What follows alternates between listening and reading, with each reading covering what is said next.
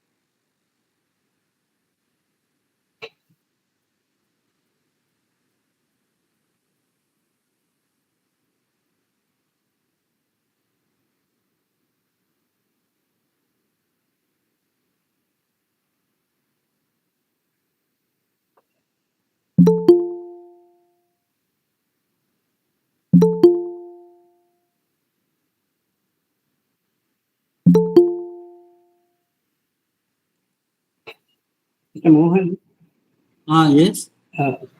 can I leave around 4:30 or so? Yeah. Okay. Fine, sir. No problem. But 5 o'clock we have a meeting in the chamber. Huh? No, 5 o'clock I have a meeting in the chamber. Okay. So you'll have to leave from the office and go to the chamber, right? Yes, correct.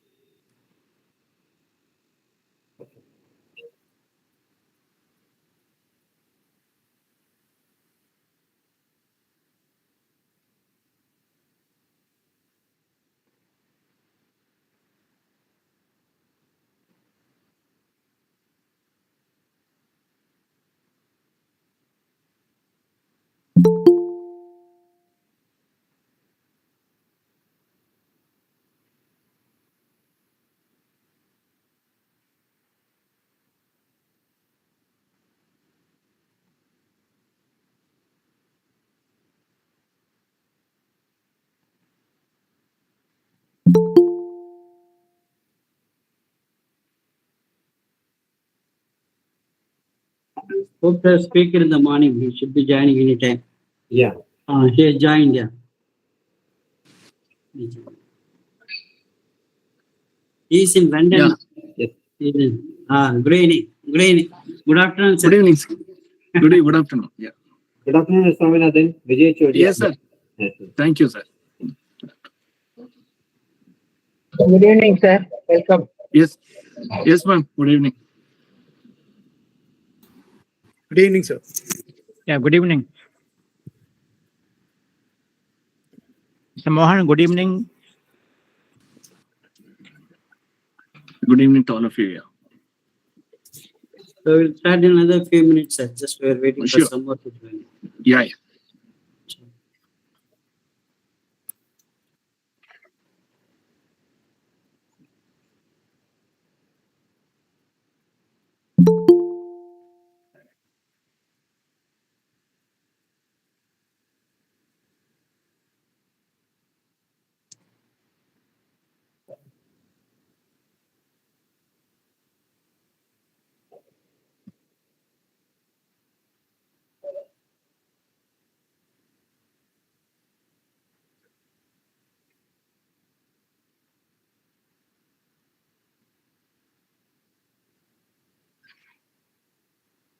So Mr. Vijay, President of Hindustan Chamber, is also joined already. Yes.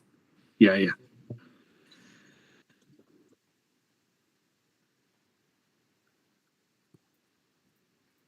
starting the recording. YouTube streaming started so that people. Okay.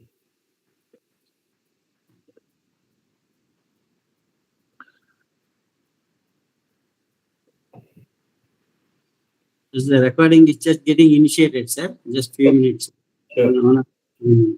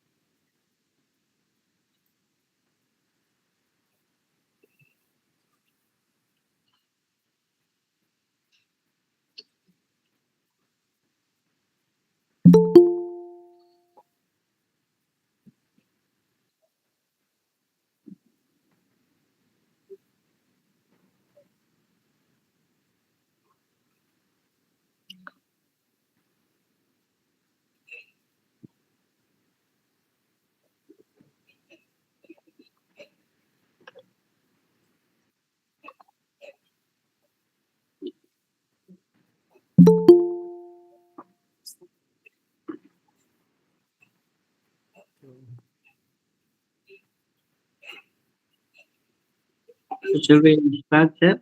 Yes, we can start now. I think we have about 28 participants joining. I think they'll slowly join. Yeah, they'll be joining. Yeah. Okay. Good afternoon and a warm welcome to this insightful webinar on the nuances of digital transformation in organizations. I am truly delighted as we embark on a journey to explore the dynamic landscape of digital transformation and its profound impact on organizations.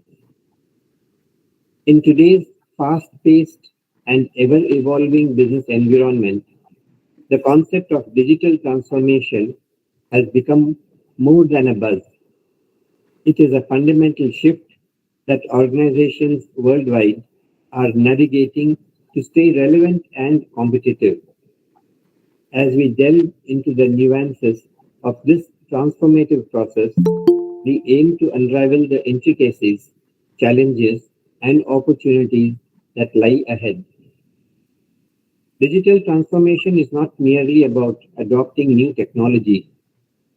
It is a strategic, holistic approach that reshapes the way organizations operate, innovate, and deliver value.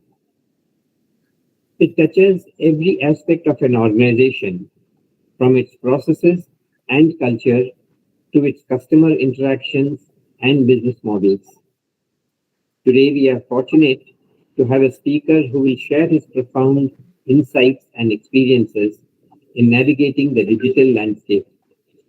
I have great pleasure in welcoming the speaker of today, Mr. N. Swaminathan, founder, COLLOC Consulting, Strategic Digital Consultation. I welcome the governing body members of all the associating organizations and their members. I welcome the members of Hindustan Chamber of Commerce. I would like to acknowledge the efforts of Mr. H.R. Mohan, Chairman of the Information Technology, AI and IoT Committee of Hindustan Chamber, for organizing this webinar in association with IEEE, AC Chennai, and the Computer Society. We at Hindustan Chamber conduct a number of events on various verticals throughout the year. Please follow us on the social media for the details of the events being conducted and participate to derive the benefit of these programs. I once again welcome all the participants to this webinar.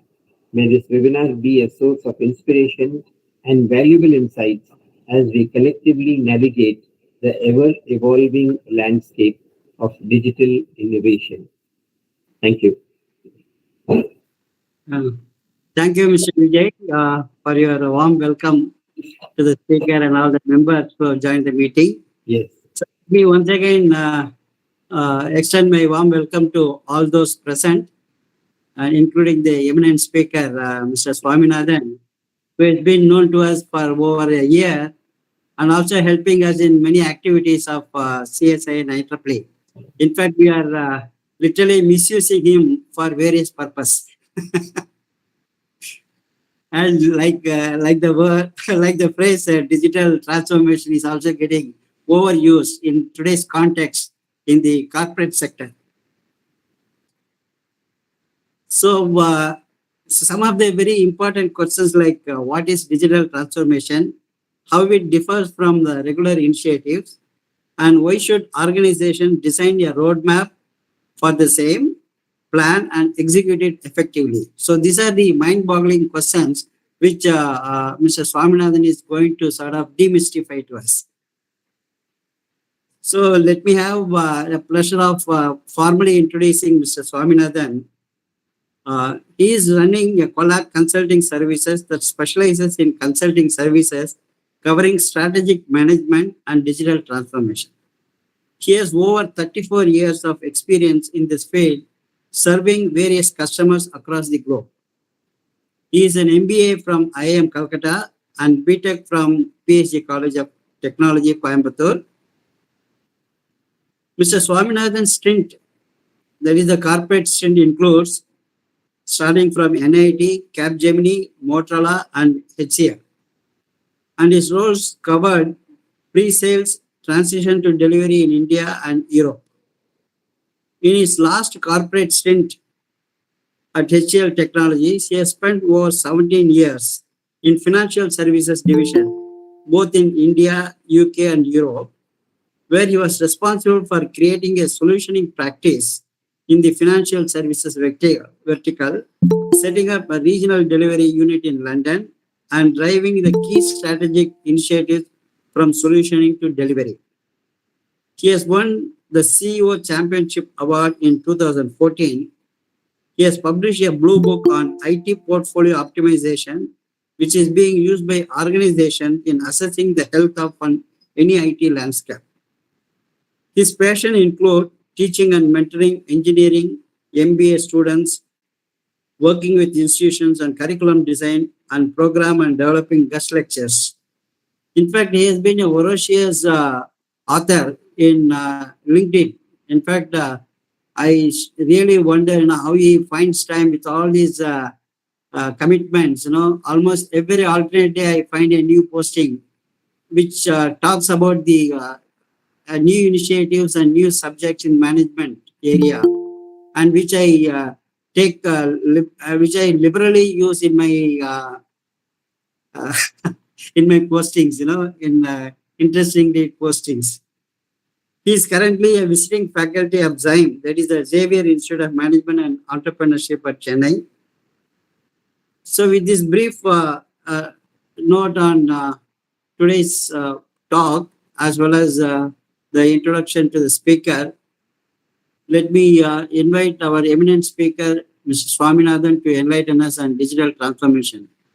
Over to Mr. Swaminathan, please. Yeah. Thank you and good evening to all of you. Voice is okay, right? Yes. Yeah. Yes, sir. Thank you. So, thank you for all the kind words. That has actually set the expectations very high. On a side note, Mr. Mohan sir, you can keep misusing me because I have no greater pleasure than interacting with the students, believe me. Still, some students wake me up at midnight, didn't know that I'm in London, but I can't say no to them. I still keep resolving doubts and other things, right? So I will continue to do that. So, sir, Mr. Vijay sir, from Hindustan Chamber of Commerce President, Dr. Sakthivel, ACM and IEEE CS Madras Chair, Mohan sir, and Mrs. Mythili Prakash, and to all the office bearers, plus the students and professors, industry people who have assembled here. Once again, very, very good evening. So we will do this lecture. I didn't have a problem in putting the slides, but I had a major problem how much I can talk about in the given time frame. Okay, we can talk about for 3 hours, we can talk about for 3 days, or we can talk about for 1 hour. That's a key. So I will try to do some aspects of it. Okay, what I have seen last 5 to 10 years, I have lived and breathed digital transformation, and believe me, I have seen my share of failures. So if somebody doesn't fail, you can't learn from them. As simple as that. Today, when I recruit a person for a project management or a program manager, and he comes and says, "Sir, in my whole life, I have delivered all the projects on time and within cost," I immediately do not interview the person, right? It makes sense, right? Tell me how many times you have failed, what have you learned from it, right? That's the first question. So a person or organization has to have experimented and failed so that you can learn more. So without that, further ado, we will start. I'll just share my screen. Please let me know if it is visible.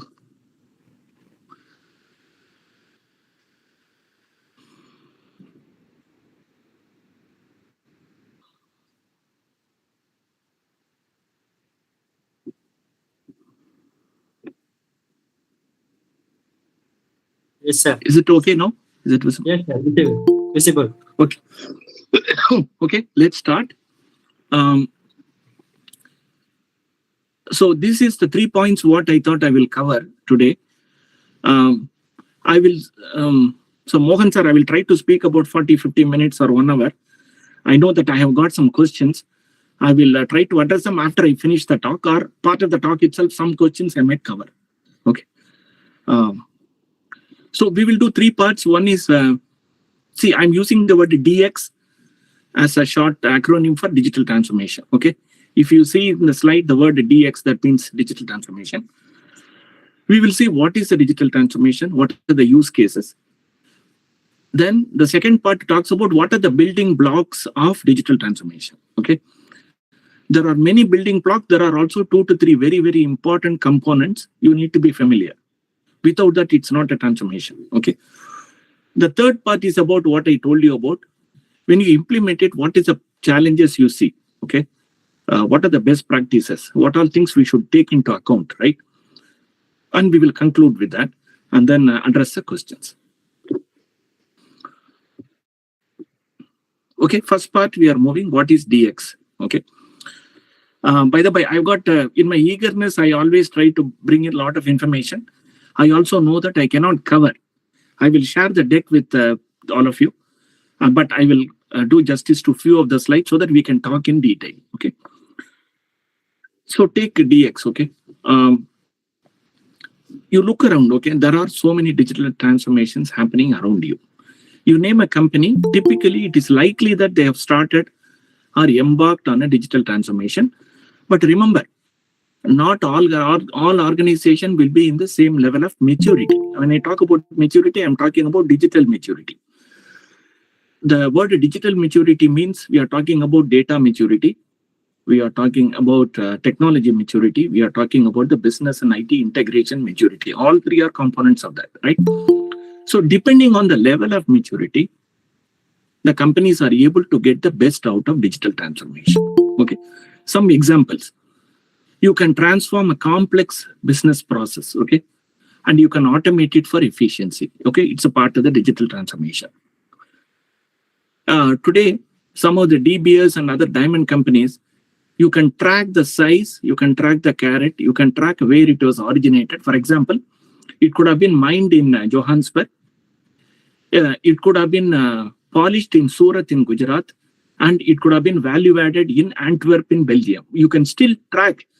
If you are wearing a diamond necklace, for example, you can track where each of the components have come from. Okay, we call it authenticity and traceability. In today, we are talking about ESG, sustainable energy system, which looks for regulation. What are the trends? What are,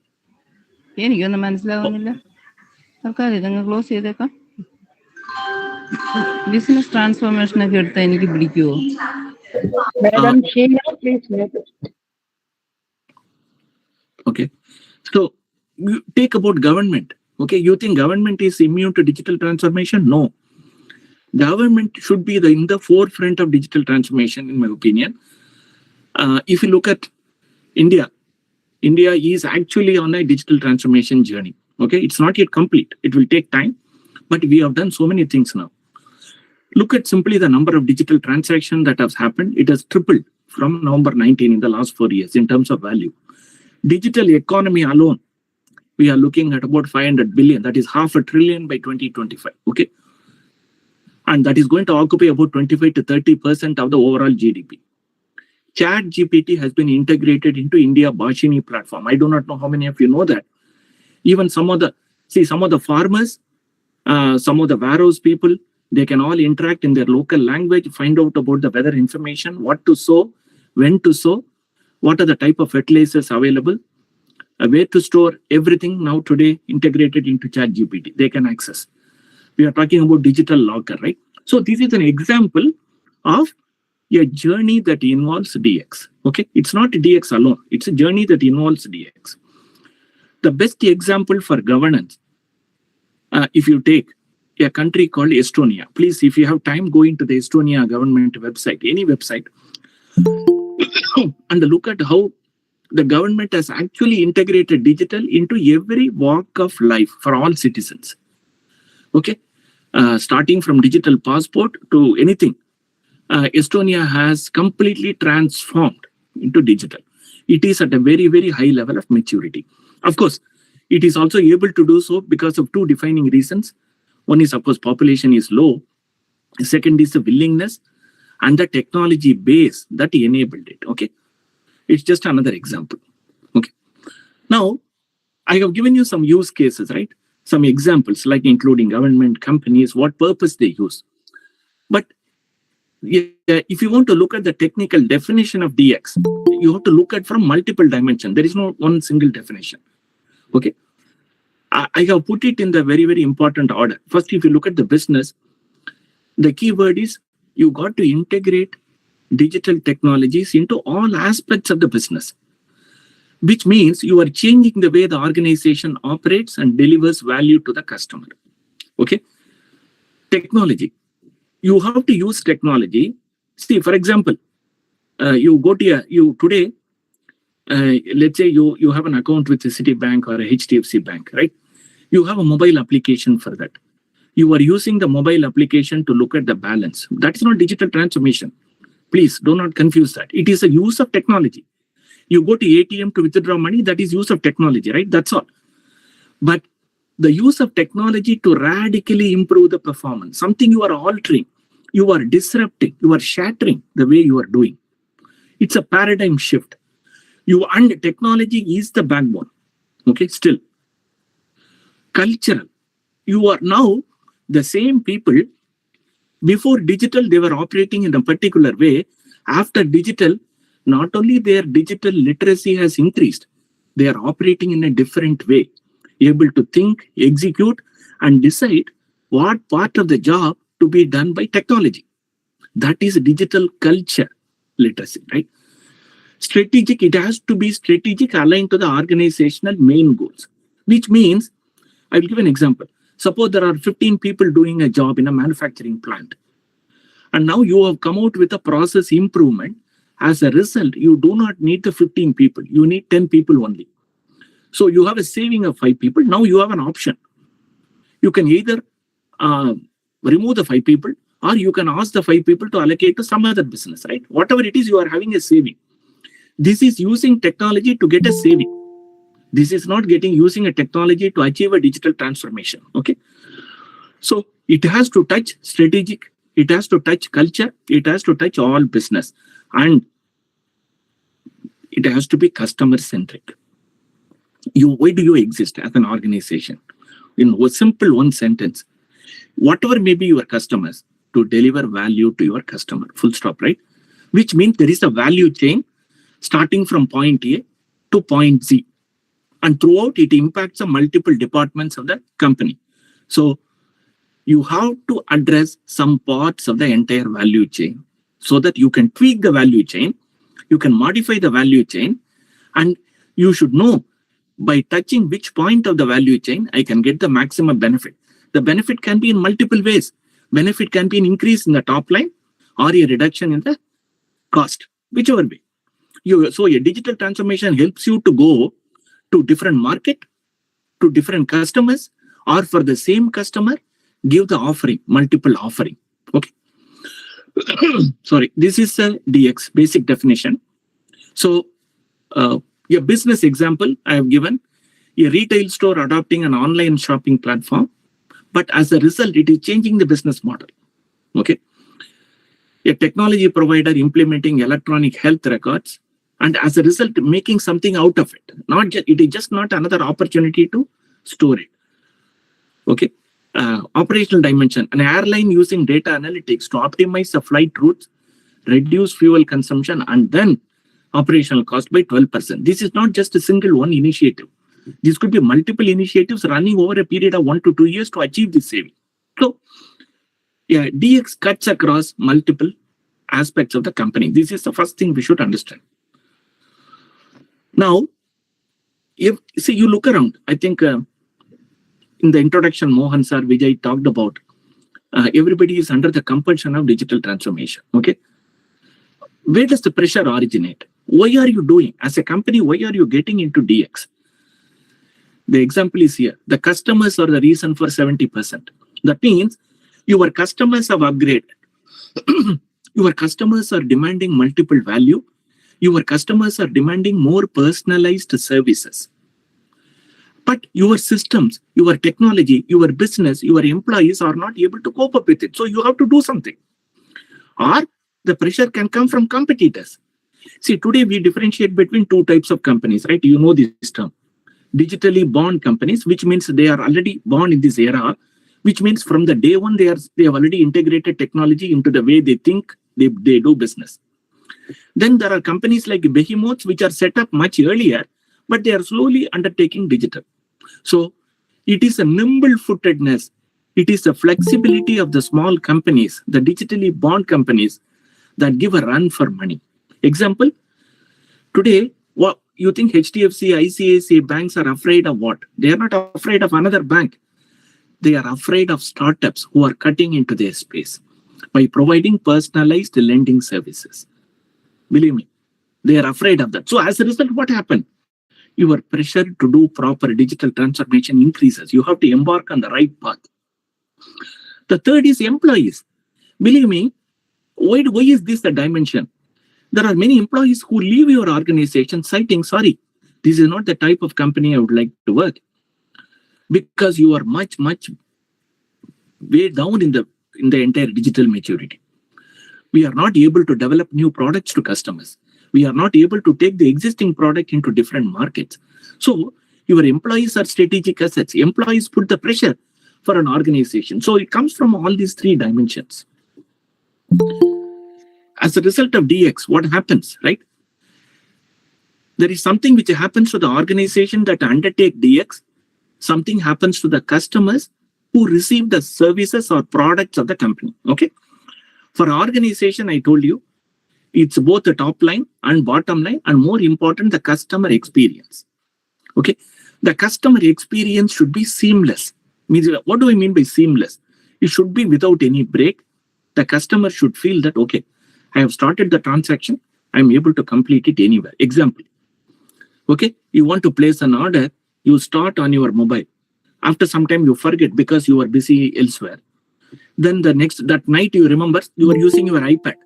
So you take the same order, what you started in the morning, and start modifying it.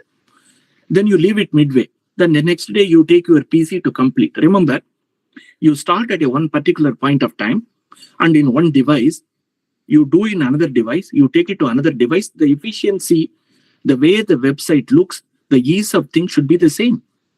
The customer should not feel, oh my God, I have to learn the same application which is designed for iPad now. Then you know that you have lost your customer. Correct?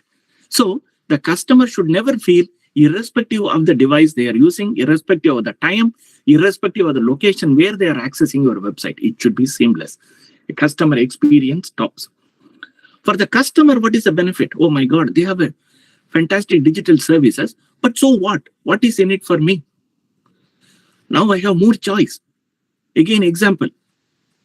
Earlier, LIC, Life Insurance Corporation, used to have only few policies, right? We used to call it very famously endowment policy and Jeevan Mitra and Jeevan Akshay, which are pension plans, etc. Today, insurance companies are giving you thousands of plans. Why? How do you think it is made possible? Technology? Otherwise, you can't roll out a plan for each person.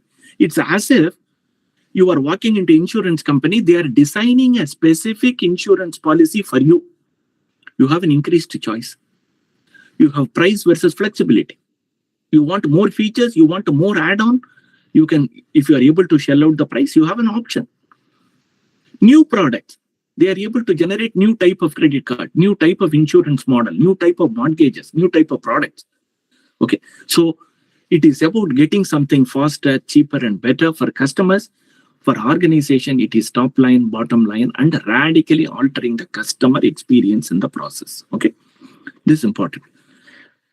To come back, remember, we are touching the business, we are touching the culture, we are touching the technology dimensions of digital transformation. But it is a technology that is making all these things possible. It's a way you use the technology, which means you can use it to deliver new products, new process, new business model, or simply improve the efficiency 10 times, not once, not 2 times, 10 times, radically. And if you look at the Chief Technology Officer's priority in one of the survey, they are saying that data analytics is 74% of the CTO's priority is to make sense of the data, which means getting the data is not the problem. Making sense out of the data is a major problem. Mobile, lot of them want to go to mobile, lot of them want to go to AI, and cyber security is a problem. So all these 4 areas are some sort of bedrock for digital transformation. Again, it is another view where you are looking at analytics, mobile, social media, embedded devices as a foundational blocks of technology for providing increased customer experience or making the operational process more and more efficient. Okay. So I want to give you an idea. Using the digital transformation, what sort of applications, what sort of things are radically possible? I have divided this into 3 because I have seen all the 3 during the last 5 to 10 years. One, I call it a breakthrough. Okay, breakthrough meaning you are not doing the process today. It's completely altered. It's a new thing. It's a paradigm shift. The second is an extension of what you do. That means you are already doing something, but you are using for a wider reach. The third is substitution, right? Basically, you are replacing with a better process. Example, a predictive promotion, okay, location-based marketing, okay, social lead, customer experience. You can think about breakthrough because you have never done it before. And the extension is you are already doing a lot of customer segmenting, but you are using technology to analyze, create more segment. Why do you create more segment? For each segment, you can tailor your promotion. You can tailor your discount. You can tailor the way you offer. You can even decide whether that segment of customers require a discount. A classic example is Titan.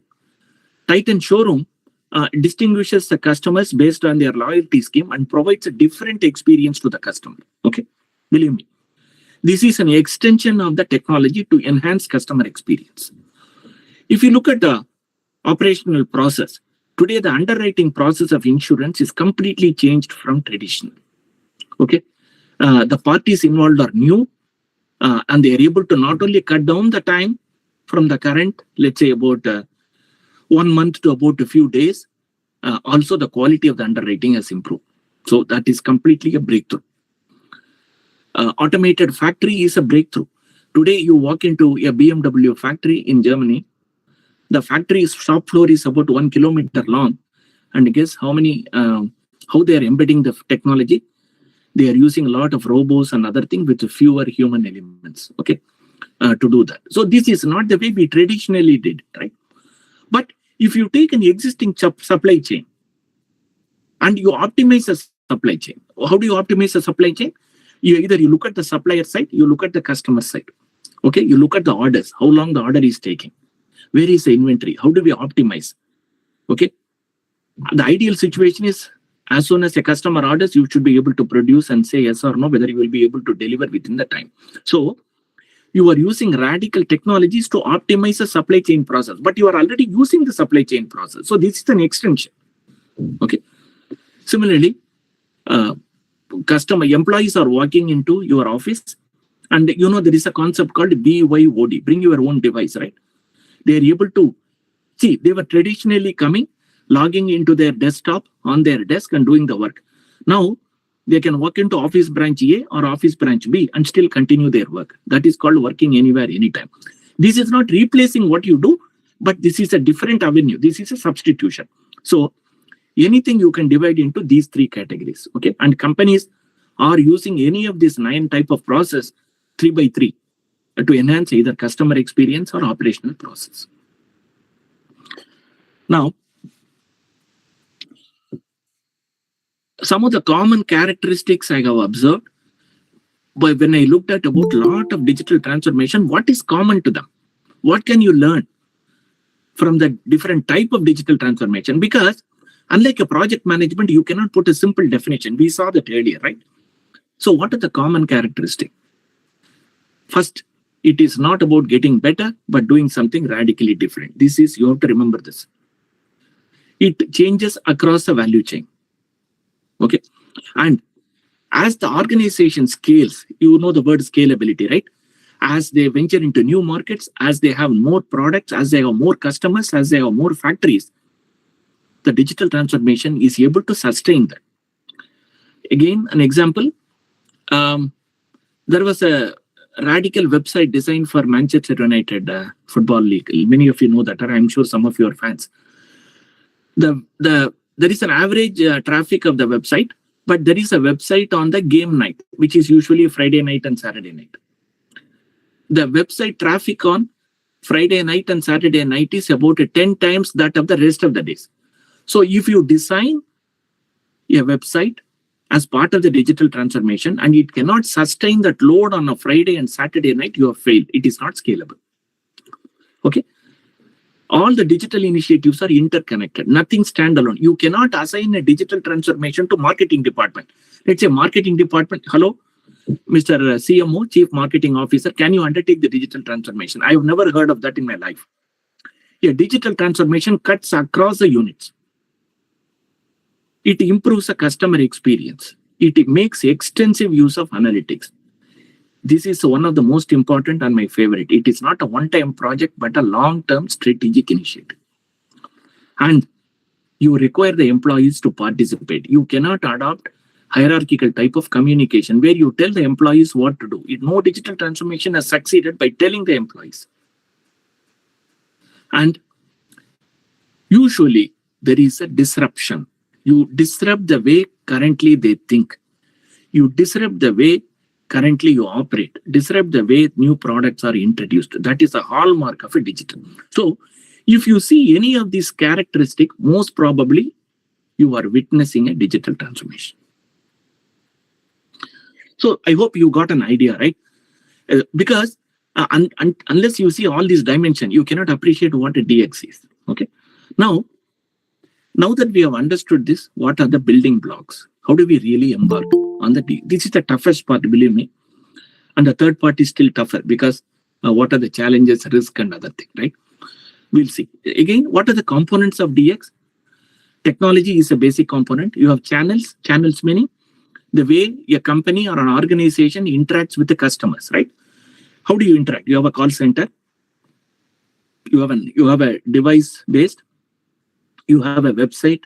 You have a chatbot, anything. What are the channels of interacting with your ecosystem? That could be suppliers as well as customers. Automation is a key component. Analytics, customer experience, agile. Agile, I'm talking about organization being agile. Okay, how quickly they can change.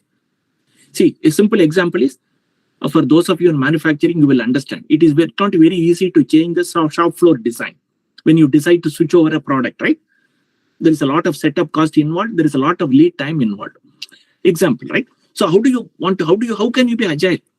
When the customer product requirements change, how can you configure your internal working of an organization to deliver that?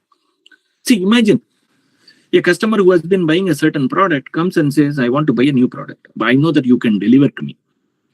Now, if you go and tell him, Mr. Customer, please wait, it's going to take 1 month to change my factory and other thing, but I will surely deliver.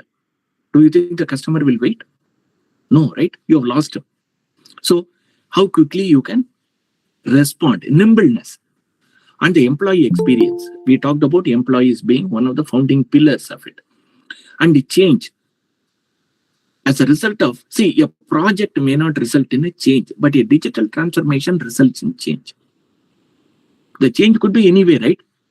The change could be the way you operate, or change could be your role has completely changed, your job description has changed, you are doing something radically new. But the employee has to be trained for it. And the employee has to participate fully in that to succeed. Then finally, GRC. GRC stands for Governance, Risk and Compliance. Today, digital transformation meets with a lot of regulation, and more regulations are more in financial industry especially. Almost every month you come across a new regulation and you have to respond. Either you have to send the reports to the regulator, or you have to slightly change the way you operate. Whatever it is, there is a certain expectation as a result of regulation. The digital transformation should be able to support that. Okay. So out of all these components, I have taken the 3 most important building blocks for you. Okay. First thing, I would call it cultural shift. Complete shift in the culture. Okay. You cannot, see, how do I explain this? I'll tell you. You cannot operate in the same way you are doing today and hope you are prepared for the next 5 years. You cannot do that. Even though you may have wonderful customers, your balance sheet and profit and loss statement looks very healthy, your customers are satisfied, your employees are satisfied. What is the reason for change? That means you have a compelling reason for being in status quo. Right? Status quo, you understand. If there is no reason to change, why should you change? To me, you should change when there is no pressure. Simple. Because in 5 years, you cannot predict, whatever is working for you today will work for you in the 5 years. Completely things will change. Believe me, you have seen a lot of case studies. Earlier, it used to take 20 years to change a technology or the way the people do business. Today, the time has come down to few months to 1 year, which means you cannot even draw a big long-term plan because the plan has to change. So, are you prepared for that? How do you encourage your employees to experiment? I will give you a nomenclature today for that. Today, it is not about failing. It is about failing fast. In fact, there is a mantra called fail fast. Encourage, experiment, but fail fast. Learn from it, move on. Because they understand, the leaders understand today, you got to fail in order to succeed. If you don't try out a couple of things, what works out for you, you cannot even understand what it means. So, fail fast is a mantra. But in order to fail fast, your employees have to show that type of attitude. Not only they should be digitally literate, they should be able to experiment without fear. And I just told it in one sentence.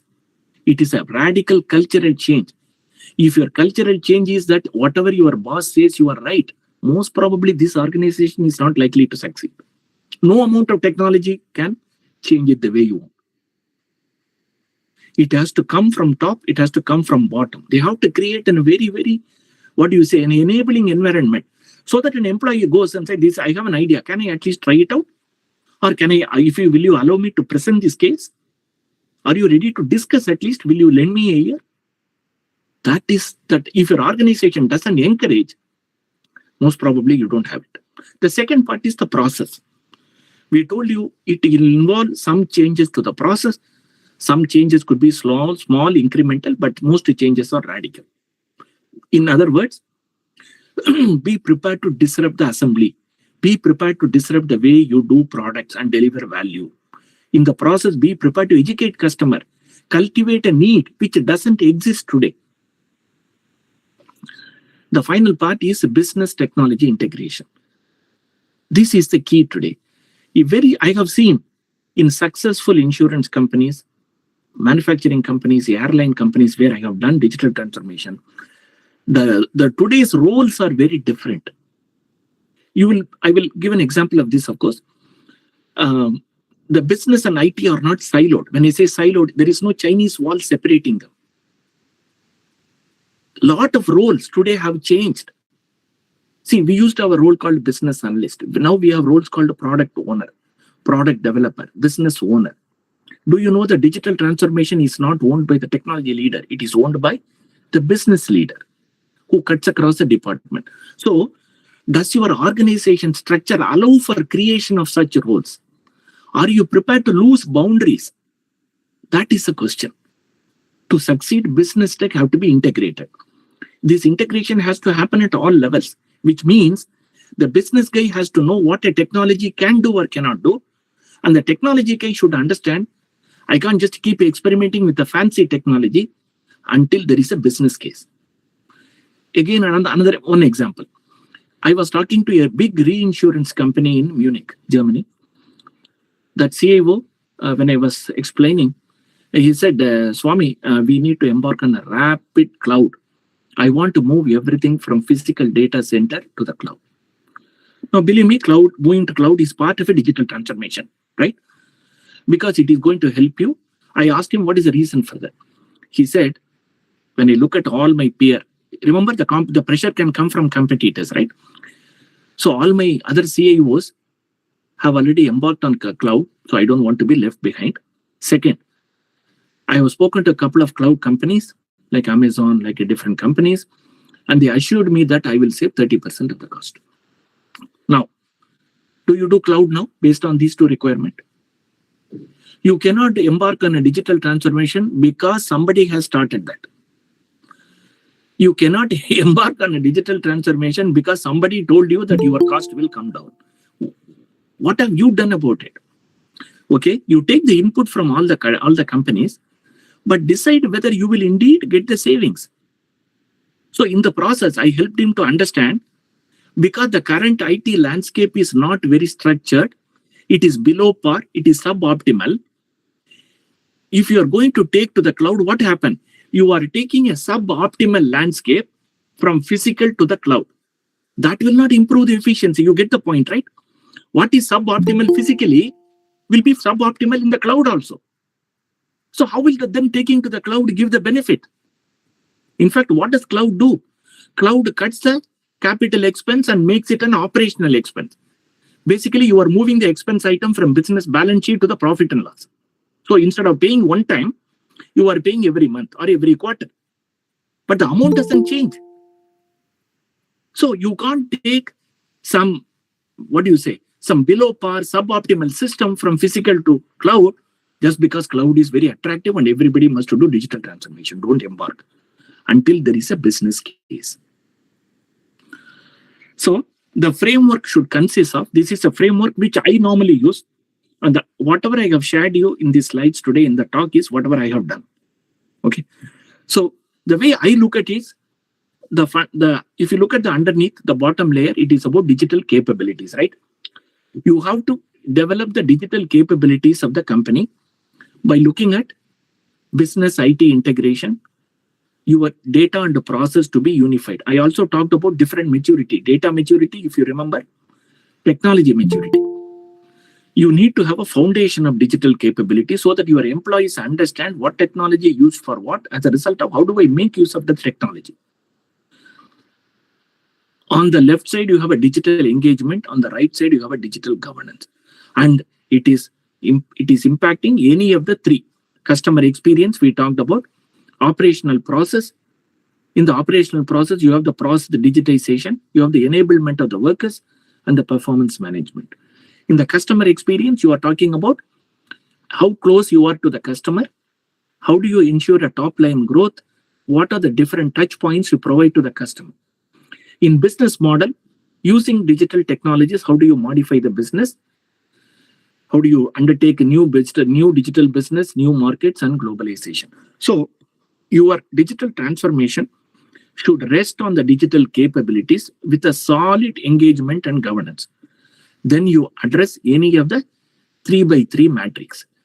But remember, not all digital transformation will impact all the 3x3. It will address 1 or 2 or 3, right? Doesn't matter. But these are the 3 dimensions on which any DX must touch. Okay. The business IT integration is a very, very favorite part of me. That's why I'm giving an example again. Today, many CIOs lead a digital transformation because they understand the business, not because they are technology masters. They understand the business. In a manufacturing company, the CIO is also head of the strategy. Okay. Now, the current CIO is too busy, so a company hired another CIO to focus exclusively on the transformation-related activity, because the current CIO has to focus on ensuring the support of the existing systems and structure works properly, what we call keep the lights on, okay, so that the firm is running. Imagine, doing a digital transformation doesn't mean you stop the company, do the digital transformation and go again. No, it's not true. The closest example I can give is, as you run a car, as you drive a car, how do you change the tire? Okay? It's almost as close to that. Your business has to keep running today. At the same time, you have to start changing the way you do business. Imagine how difficult it is, right? That's the way you have to do. So, you can see today how the CIOs and the CTOs, Chief Information Officer and Chief Technology Officers, undertake a lot of strategy, drive business, IT integration and transformation. It is only possible because they also speak the language of business. This is the most important part. In other words, you cannot just remain a techie with zero understanding of business, because you have no role to play. Because unless you are in the research and development, where you are only looking at technology with no purpose, right? Pure science. These are all businesses. You experiment because you have a defined goal. So, for example, you want to reduce the cost-income ratio. Today, it is 50%. In 3 years, you want to bring it to 30%. What are the series of initiatives you must do? That is the thinking. Okay. So, the most important part, after identifying all the components, is you need to build a roadmap. Okay.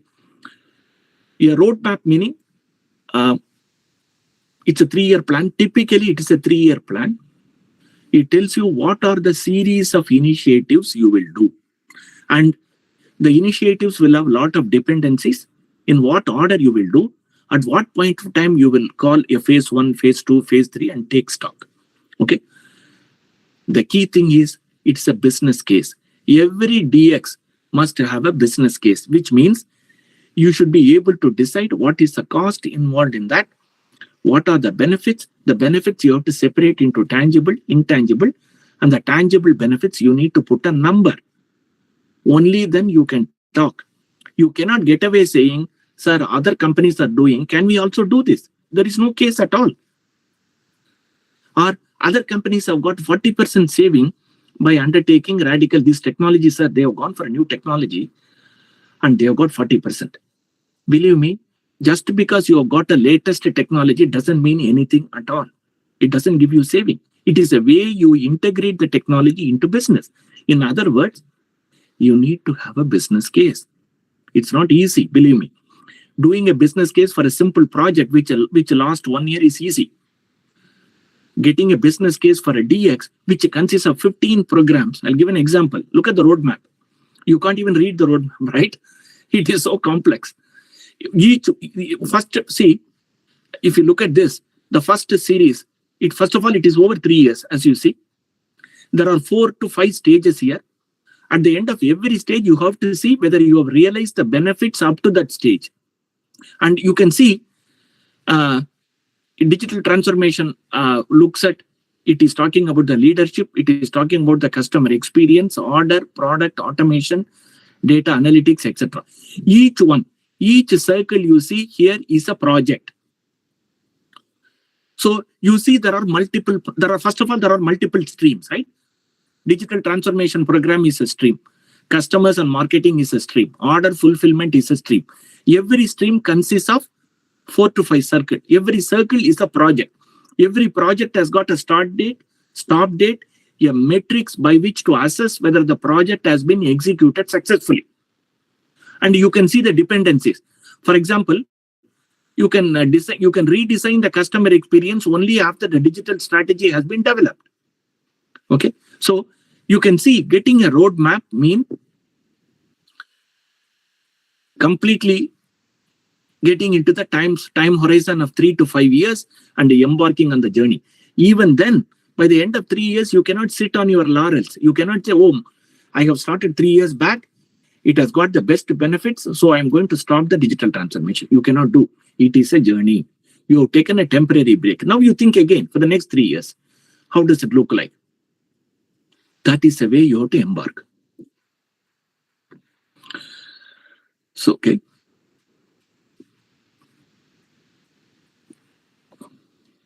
So there are some examples of various companies have done different type of digital transformation.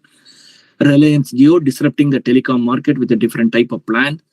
Tata Motors, they started from improvement of internal efficiency, which enabled them to launch a different type of vehicles. See, they started addressing the operational process part and went into customer experience. ICICI Bank radically changed banking to customer relationship management. They are able to open so many branches only because of scalability. So different companies do, right? How they change. One of my favorite example is Netflix, right? How they change the entire streaming, how they are able to give you personalized recommendations, etc. Right? As you go and see, all these personalized recommendations keep changing. They are able to do it only because of the technology. If they are not deploying the technology, they won't be able to reach so many customers at all. Now, every DX must measure a set of KPIs, a key performance indicators. Okay. In other words, a DX transformation without a metric, it will not succeed. You need to know what is the metric today, what is the metric after I implement the transformation, which could be 1 year later, 2 years later. So current state, target state, you have to measure.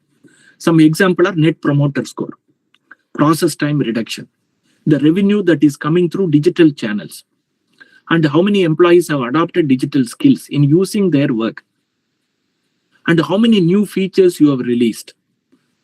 Data to insight cycle time. That means you have got a new data. For example, you have got new data at a faster rate through Twitter, through LinkedIn, through any of the social media, but how fast you are able to make sense out of it, and how fast as a result of it you are able to take any action. This is called the data to insight cycle time. So compliance rate with industry standard, this is applicable primarily for regulating agencies. So you look at the type of metric, just a sample metric, okay? Every DX must have very, very clear metrics assigned. And a DX will have multiple people involved, okay? And it has to start from the C-suite executive, which means Chief Information Officer, Technology Officer have to undertake. It consists of project managers, IT. As you see, IT professionals are one part of it. It has data analyst, it has legal team, it has marketing, HR, operation, different type of team. In other words, when you embark on a digital transformation, you should be able to assemble a team across the department. The team, how the type of people should be, their ego should be less, and their ability to work as unison to deliver the benefit should be high. That means, in one of the digital transformation program, I will be the program manager. In the next initiative, I will be a data scientist. I should be able to play multiple roles. Now, you understand what this means for an employee, right? Don't you? You can't just remain in one role and say next to 20 years, I will only do this. That time is gone. Okay. Can you pick up this? For this initiative, for this situation, can you play this type of role? That is a question being asked. That's why adaptability and agility becomes very important. So the way you do is, you have to do digital adoption at a technical level, human level, and functional level. That is a bedrock for you. Then you do digital business growth, you do digital process for internal optimization, and you do the digital backbone, which is about security. Lot of digital transformation is also about cyber security, making sure your entire competitive advantage is actually remains competitive, right? If you lose it, you are out. So the way you do business, which is your key, your IP, that must be protected. So your digital strategy should include this also. In order to do digital transformation, we do different type of tools. Okay. For example, a planning strategy, you should be able to use a road mapping tool. You cannot use a Microsoft project or an Excel, okay, for this purpose. Similarly, for implementation, when you implement, when you execute, you have to think about agile methodology. Here, when I say agile methodology, I am talking about agile IT development, okay. You have different tools like Jenkins, Docker, Kubernetes, and cloud providers. You have to use a combination of this in order to deliver your digital transformation with the intended benefit. Cyber security, we are talking about different solutions like Okta, Symantec. For compliance, you will use Logic. So you can see monitoring and optimization. You have Datadog. You have to monitor some of the process, whether it is working well. As you see, a digital transformation comprises all these different type of function, and there is no one single tool. There will never be. Depending on which part of the DX focuses on, you have to get that type of tool and use it intelligently. So use the technology because you want to achieve a business benefit, full stop. You don't use the technology because you love it. Don't use the technology because somebody is using it. Don't use the technology because it's a in thing to do. It may be in thing for many. It may not be relevant for your own company. That's the point. Okay. Okay. So we are in the last 5 to 10 minutes. So we are going to cover the obstacles here.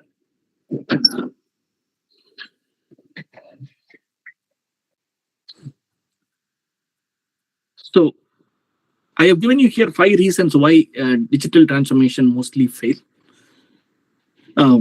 One is very, very poorly defined objective. That means, and there is somebody who gets up and talks to the CIO saying, sir, allow me to do digital transformation. I will take it to cloud. I will completely automate the process. I will eliminate actually about 10 people's roles here. But not very clear. They are using the very general words like it will result in lot of saving. It will result in fantastic benefit. It will help me to capture more customers. Do not fall for it. It has to have very, very clear KPIs. So you should be able to say, as a result of doing it, my cost of doing the same thing will come down by 15% because of the following reasons. And how do I measure it? You also have to write it. The second is resistance to change. Not only employees, your customers, your suppliers might be. Because if they are digitally low maturity compared to you, there will be resistance to change. Technology complexity. Remember, digital transformation uses some of the latest technologies, and a lot of users of the technology are still not fully defined. You have to discover, you have to experiment, then discover what is right for you. So unless and until you have a team of experts who dabble with that and come to you with a clear recommendation, you won't be able to do it. Risk management, if you do not monitor the risk of digital transformation, it is double. You are more likely to fail. It is okay to start a digital transformation and cancel it because you are not ready, rather than going ahead with it. Then finally, the lack of leadership commitment. This typically comes because people say, okay, start the digital transformation, let's see. You can never do this type of digital transformation. What is there to see? Either you are fully committed, fully in. Once you are fully in, I will conduct roadshows, I will conduct town hall, I will inform all the employees that the organization is undertaking. Your head is on the block.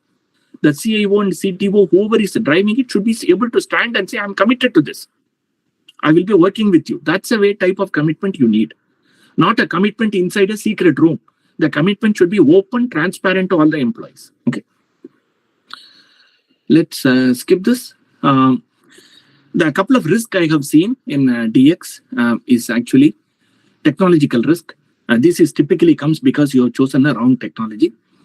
There are people who have chosen the wrong, let's say, technology, a wrong cloud provider before changing it. Okay. Nothing wrong in changing it, but you have to do it very quickly. For example, let me give one example. You are using SAP as an ERP software for your manufacturing or for your service, whether you are in a product or service company. Now the capabilities of customer relationship management is not enough, let's say, in this existing ERP. Now you have two choices. you can adopt a new CRM, but you have to spend time integrating the existing data, or you can buy the CRM features of the existing ERP vendor like SAP or Oracle Dynamics. What is the option you do depends very specific to you. Cybersecurity risk, right? This is more common in terms of financial, healthcare, etc. with respect to data leak, breach, wrong data, data falling into wrong hands, etc. Operational risk, okay? Operational risk is you have automated, but the automation is not really changed much. In fact, as a result of the automation, people are taking a lot more time to adjust.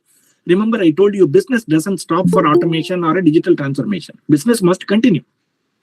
So, in the meantime, what has happened is there is a lot of order delays, and your people are not able to give a firm decision to the customer whether they will be able to fulfill the orders or not. It's an operational risk. Data risk, okay? Compliance risk. Remember, you can get away with the most risk because the penalty happens inside the organization. But compliance risk is something you cannot, because your reputation is on the stake. Your company may be barred from doing operation. Change management. This is, to me, I have seen so many, because employees are not able to adapt. Your technology maturity is growing at a faster pace than your employees' digital maturity.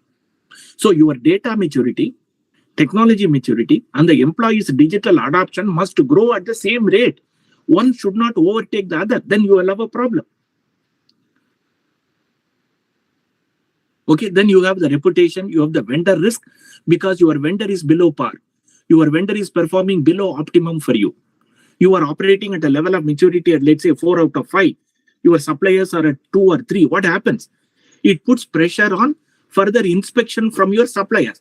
Whenever suppliers deliver a part, you should be able to do more inspection testing because they are not up to the same standard. It puts pressure on your systems. So, not only you should operate at a level of maturity, you have to ensure your ecosystem is also operating at a maturity capable of supplying things to you, right? A couple of case studies I thought. One is Asian Paints. Asian Paints says it's a data science company that sells paints, okay? I have written a LinkedIn article for those of you who are interested, kindly go through. But this is only possible because it's not data science. Data science is one part of the digital transformation. Remember, I showed you in the grid, it's about data analytics, right? They have used analytics not only to automate, not only to engage with the customer. In fact, they have gone from selling a product to selling a service. What is the service they are selling? They are selling home decoration as a service for a retail customer. They are not selling paints. Imagine, why do you think it is made possible? Because of technology. Because they have adopted with a different type of channels, digital channel. The customer can choose color, lot of option. So it has freed the salespeople to build a very strong relationship with the customer. A salesperson doesn't waste time in undertaking orders in his notebook. As simple as that. Asians, only because this digital transformation has taken them 10 years, just to give you an idea. But remember, you don't wait for 10 years to get the full benefit. Every 1 year, 2 years, you saw in the roadmap, right? You achieve certain things, you get the incremental benefit. But you cannot stop. Kotak Mahindra Bank. Okay, I just chosen one example. Deepak Sharma talking about how they built social networking platform, how they built a different personal financial management solution called Money Watch. Okay, this Money Watch is able to do what a normal mobile banking solution was not able to do. So this is actually, this digital transformation is triggered by a competitor who is actually not a bank. It's a microfinance company, but it provided a fantastic user interface and gave a personal finance management solution. So Kotak Mahindra Bank rose to the occasion, used the opportunity to equip and become more nimble. It's a big company, but it operates and thinks like a small company. That is the difference. Another example, I will not explain this. Kairali, right? Kairali, how they reinvented themselves. Complete digital transformation. Believe me. Okay. How they are able to convert the leads, how they are able to handle reduce the order lead time and other things, including HR, within HR transformation, etc. Kairali is another leading example of digital transformation. The final example is Haldiram. We all have tasted Haldiram products. You might even wonder, oh, is Haldiram a company doing digital transformation? Believe me, They have done a fantastic digital transformation. Not only online store, their outreach, they have got expert groups, they have got tasters, they have different discussion groups which are special to very, very specific product. Their outreach today is so small, so big. You walk into France, you walk into Birmingham, where I am, wherever it is, people know about it simply because it is a company in India, but it's thinking globally. Okay, so these are all different examples of how DX has enabled them to embark on a journey. The journey is long, the journey contains a lot of risk, but there are milestones you have to watch. You have to look at metrics, you have to build the team which can give you that advantage. Okay.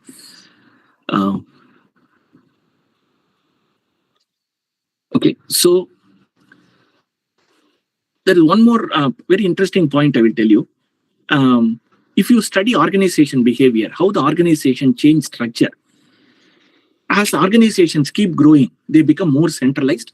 But if they grow beyond a point, they will try to become decentralized. So it's a constant struggle between how much to keep centralized, what functions to keep centralized, and what functions to decentralize. Digital transformation, the most successful model is where the head of the local business unit can decide a strategy which will give a better chance to connect with the customers in that region, because the customers in that region are very unique and different compared to customers of the same company but who are in different regions. Okay, remember, so today earlier head office used to give instruction, right? You have to follow this, follow this, follow this. I'm sure many of us in this call will relate to that. Today head office, especially for digital transformation, they give you guideline. When you are embarking on this, you can keep these guidelines in my mind. What's the advantage? You can operate the guideline, but you feel free to experiment locally. But you have a common guideline. So the organization's culture is not impacted, right? But you are free to experiment, adapt, and be flexible, keeping the local mind. So there is a lot of empowerment, but underscored by guidelines. That's the way I have seen digital transformation succeed. Okay, so I talked about digital data maturity, technology, etc. This is usually a metric which has a 2x2 cells, which gives you an idea about where your organization falls. There is a digital intensity you can measure, or you can transformation management intensity, right? So the digital intensity it's a proportion or it's a reflection of your digital capabilities. How your capabilities are with respect to your competitors, customers, and employees. Are you investing in new technology and using it for your business? Transformation management is with respect to your digital governance, digital leadership, etc. Right? Depending on this, you can decide where you want to follow. It will give you, first thing is, you understand where your current state is. For example, you can be a beginner where your current digital capability is low and your management is also not very tuned about DX. Or your management has a very high vision, but unfortunately they are hampered by the digital capabilities which are not up to the mark. In that case, they follow under conservative. But your aim should be to reach to the digitality. I call digitality as a very, very strong digital governance with digital capabilities. So you can plot your organization into this grid and see where you are. And for example, if you are at the beginner and you want to go to digitality, that is your roadmap.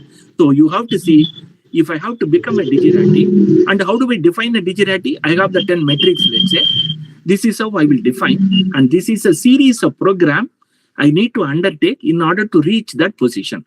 So in a digital transformation, there is always the current state, there is a target state. You achieve over a period of years. You achieve by implementing a series of programs. Every program affects business, IT, and the employees. That's the key to me. Okay. So if this has to succeed, the change, we call it a change agent in our term, and the change leader has to be a visionary. It's very, very difficult to see very good change leaders, because most change leaders come for 1 or 2 calls, explain and go away. They are not even to be seen. This is what I said. The communication is not just writing an email to all the employees of the organization. It is about being and walking with them. And if somebody is discouraged, somebody's experiment fails, you go to him, give him an encouraging word so that he is able to contribute again, right? So a good change leader must ensure the changes are handled fairly, smoothly. Believe me, there will be change, there will be problems. Question is, how do you handle it? There will be mistakes, there will be failures. Issue is not about failure. Issue is how quickly you get up after the failure. That is what is the adaptability and capability. Okay, so in summary, so you see, companies face a lot of pressure from both customers, employees, and competitors. So you need to find one of the motivating factors so that you are starting the digital transformation. Okay, and successful transformation is not about implementing new technology. I keep telling this to many people again and again. Don't do a technology because it's fancy. Do a technology because you can turn the technology to your competitive advantage. Focus on the how. Once you got a basic roadmap, focus on how you will do step by step. A transformation program is 3 years. But next 30 days, what's your plan? Next 60 days, what is your plan? At the end of 60 days, what will change? Am I prepared for it? How do I measure it? This is the key for you, right?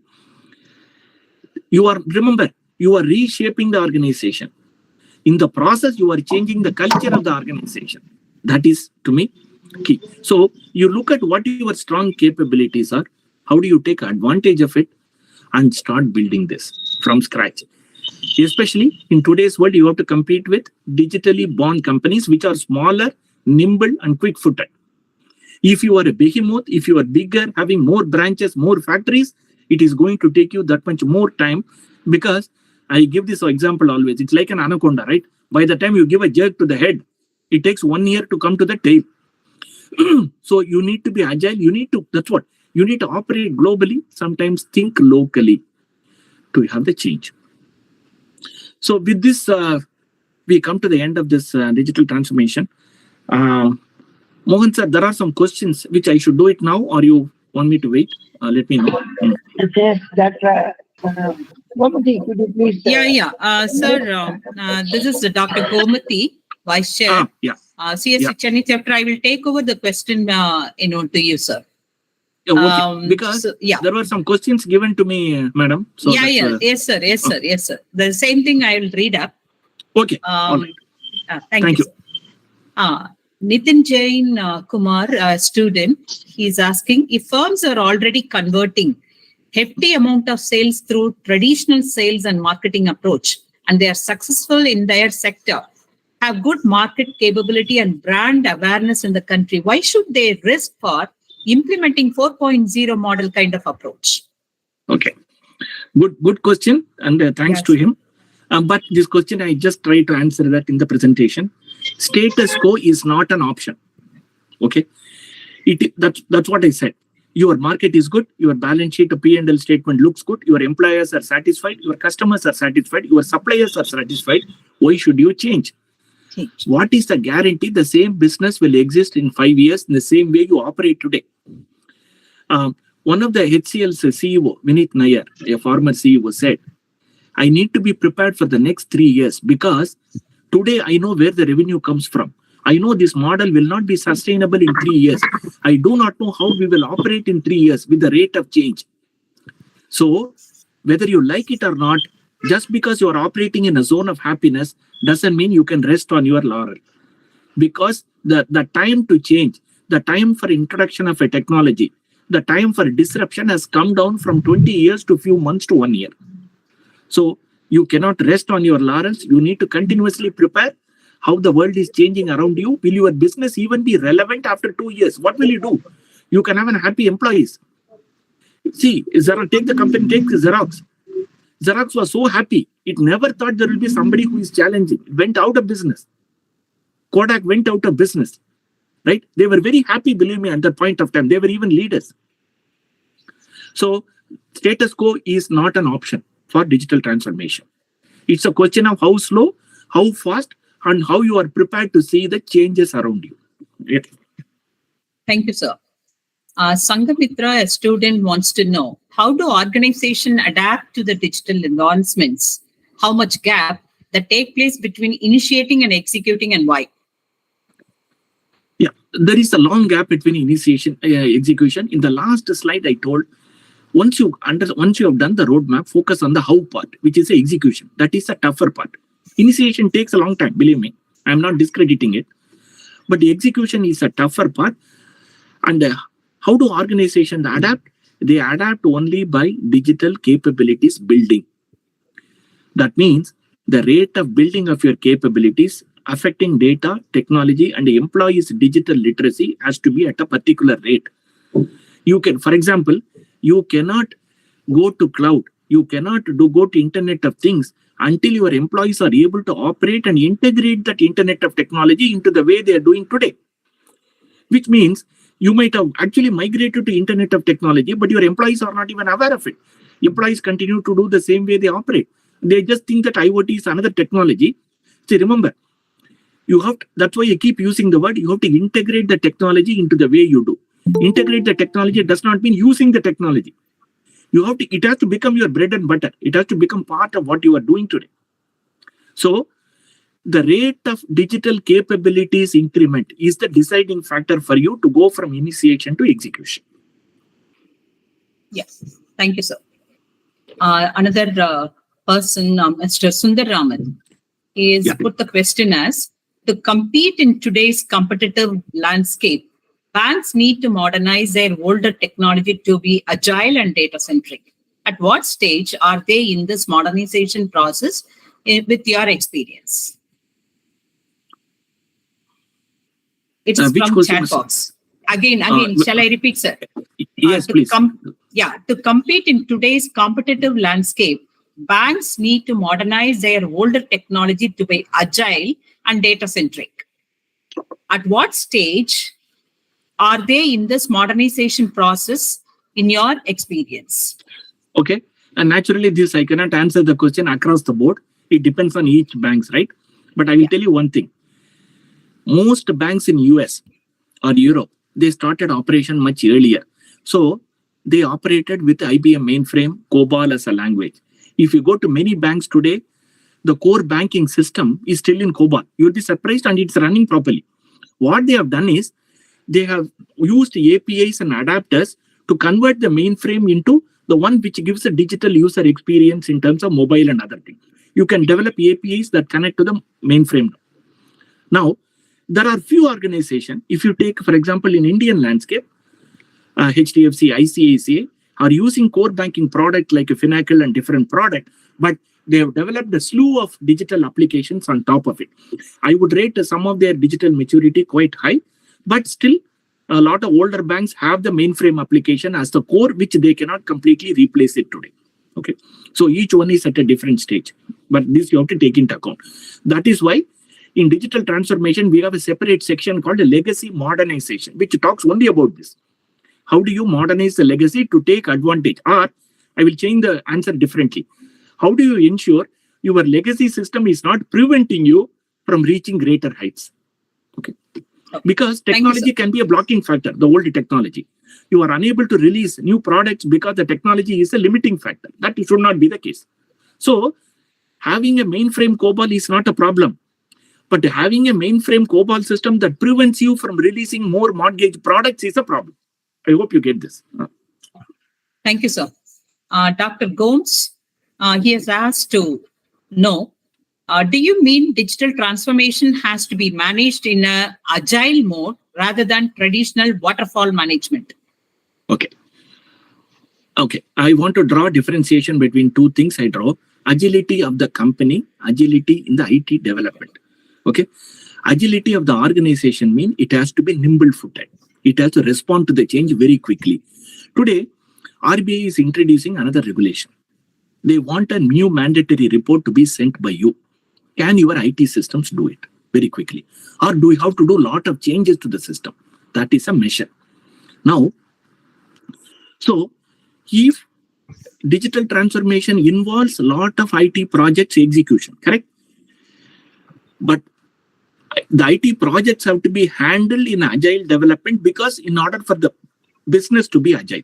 So business to be agile, your IT teams, what is agile development in IT? Agile development in IT makes the business people sit closer to the IT people. In fact, in Agile, what we have a desk. Suppose your Agile team size is 8, what we call a squad. In the 8, there will be a product owner and a business analyst sitting along with your IT. Why? Because you don't waste time. All the people, business people think like IT people think like business. That is the synergy you want to bring in. Most of the digital transformation, the answer involves IT projects that are executed in an agile way. But hang on. It is possible you still have a good large project which are done in waterfall because the requirements are so clear. It can still be part of the transformation. Okay. The same person, Dr. Gomes, has asked another question. Using digital twins for O&M of wind farm geospatially around the world, is it digital transformation or technology adoption? So this Can you is in repeat? the chat box. Yeah, I will repeat again. Okay. Using Okay. digital twins for O&M, Okay. operation and management of Hmm. wind farm Hmm. geospatially around the world. Okay. Is it digital transformation or technology adoption? Okay. The answer lies in the type of benefits you realize. Okay. Because I'm not very aware of the specific case. But to me, one question I will ask is, as a result of it, you are getting 5 to 10% saving, or you are changing the way you operate. Is it a radical saving? Right? Every technology adoption is not a digital transformation. Digital transformation is a slew of projects. Okay. And it takes place over a time. So if this technology adoption was part of a greater game plan, it's more of a digital transformation. If it is done just with a very specific purpose, because some competitor has done it, or you want to realize a quick saving, what we call a low-hanging fruit, then it's most likely a technology. As I don't know the specific case, I cannot answer, but this is a question I will ask to differentiate whether it is just a technology-driven project or a digital, or it's a part of a greater digital transformation. Thank you, sir. That's all the questions. I'll hand over to Mrs. Mythili Prakash, ma'am, to say. Thank you. Thanks. Yes. Thank you so much. Mr. Swaminathan, sir, thank you so much. In this peak winter snowing time at UK, you have allocated time for us, spending your valuable time. It's really amazing. Thanks a lot for your time and interest to be the part of CSI. You have given lots and lots of, you have explained with lots of examples about digital transmission in various industries. It's really excellent. Sounds good that ChatGPT interaction by the farmers is very much happy to hear about it. It should come and only really we can achieve that digitalization. Is very happy about it. And I like that fail fast mantra. That's true. I agree with that. Because self-realization is the best way to gain knowledge. Unless otherwise, that too, nowadays, no one is ready to accept others' advice. They have to realize by themselves, otherwise they will accept only Google. I very much happy about your customer experience, business model, performance, and everything in detail. And you have also clearly explained obstacles and risks. More than that, this question and answer session elaborates even more about the subject. You have covered a vast portion in digital transmission within this 1 hour. It is really great.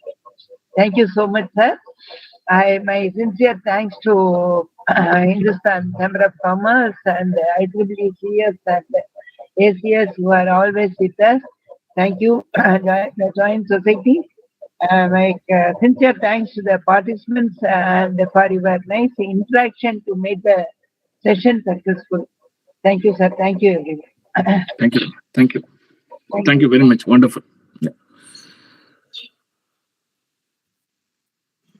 Sir, you are muted, sir. Thank you. Thank you very much for your time, and particularly from abroad, you are. So actually, when I was trying to fix you up, I didn't know that you had gone to London. So I was thinking that you must be returning back. So it should be Any of it. Anything, anytime for CSI, IEEE, anything. Absolutely, not a pleasure. Thank you. Yeah. Thank you. We'll continue My to only copy problem was this is a 1 semester course, right? DX. How do I Yes, yes, condense? How do I Yeah, give you that experience? That's all. what That I was the told you. difficult- I've covered a lot. Trying to capsulate in 1 hour is such a difficult thing, So, Thank you very much, sir. thank you. Thank very you. A much. pleasure. Yeah. Thank you, sir. Have a good day, sir. Thank you. Yeah. Thank you, sir. Cheers. Bye. Yeah, bye, sir.